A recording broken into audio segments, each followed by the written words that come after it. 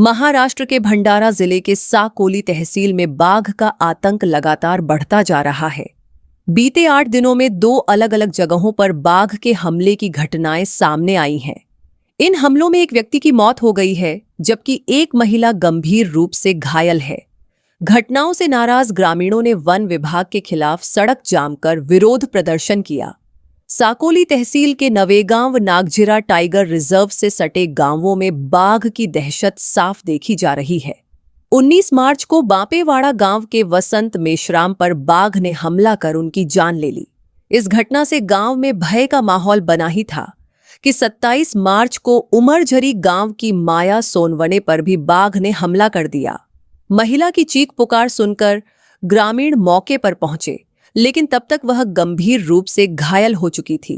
पहले उसे स्थानीय अस्पताल में भर्ती कराया गया, बाद में हालत बिगड़ने पर नागपुर रेफर किया गया, जहां उसकी स्थिति गंभीर बनी हुई है। इन लगातार हमलों के बाद ग्रामीणों में दहशत का माहौल है। लोग खेतों में जाने से डर रहे हैं और सुबह शाम घर से बाहर निकलने में भी भय महसूस कर रहे हैं। घटनाओं से गुस्साए ग्रामीणों ने वन विभाग के खिलाफ सड़क जाम कर दिया और तत्काल कार्रवाई की मांग की। बाद में वन विभाग द्वारा ठोस आश्वासन दिए जाने के बाद ग्रामीणों ने आंदोलन वापस लिया। म्हणजे सगळ्या याची माहिती आम्ही फॉरेस्ट डिपार्टमेंट त्याचप्रमाणे पोलीस अधिकाऱ्यांना या ठिकाणी दिलेली आहे।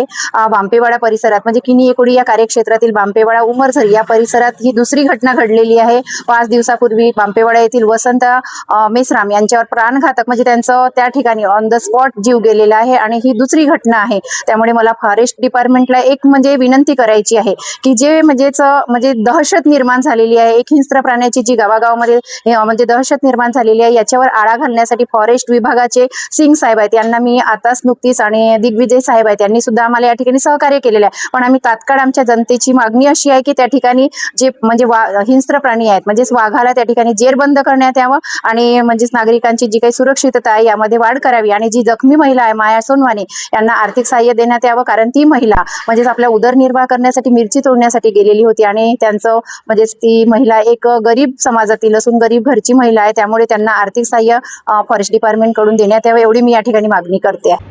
मिरच्या तोडत होती, अचानक वाघिणीने हल्ला केला आणि त्या हल्ल्यामध्ये ती जखमी झाली।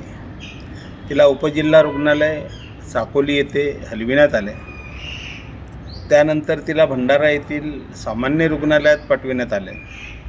आमची मागणी अशी होती, शासनाच्या नियमानुसार जवळपास 5 लाख रुपयापर्यंत मदत तिला मेडिकलसाठी मिळू शकतो। अशा वेळेस तिचा जीव वाचायला पाहिजे आणि आत्ता 10-15 दिवसावर तिच्या मुलाचं लग्न येऊन ठेपलेलं आहे आणि म्हणून तिला प्रायव्हेट दवाखान्यात न्या, परंतु त्या वन विभागाच्या लोकांनी दुर्लक्ष केले, हलगर्जीपणा केला आणि त्यामुळे त्या बाईला जनरल हॉस्पिटलमध्ये नेण्यात आलं। तिची प्रकृती हळूहळू खालावली, ती मरणाच्या वाटेवर लागली आणि म्हणून काल आम्ही रस्ता रोको केला।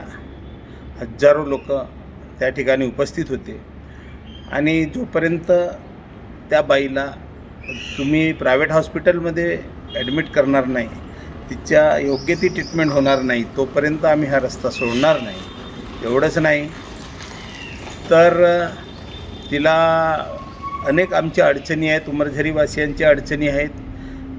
8-10 दिवसाच्या आधी वसंता मेश्राम नावाचा एक व्यक्ती मोह वेचायला गेला असता त्याच वाघिणीने त्या वसंता मेश्रामला पकडून जिवे मारला।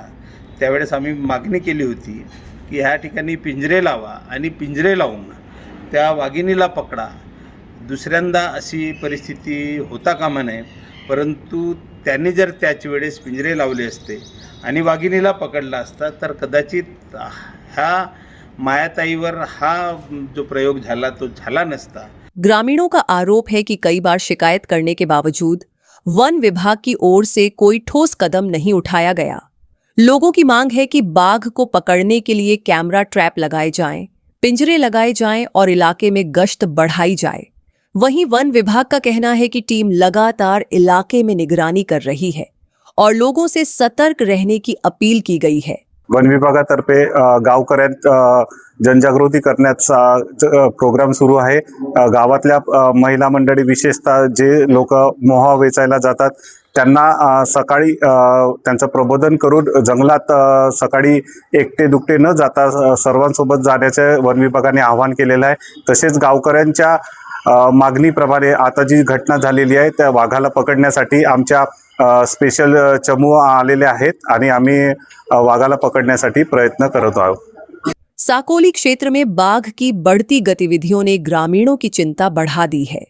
यदि समय रहते सख्त कदम नहीं उठाए गए तो हालात और भी गंभीर हो सकते हैं.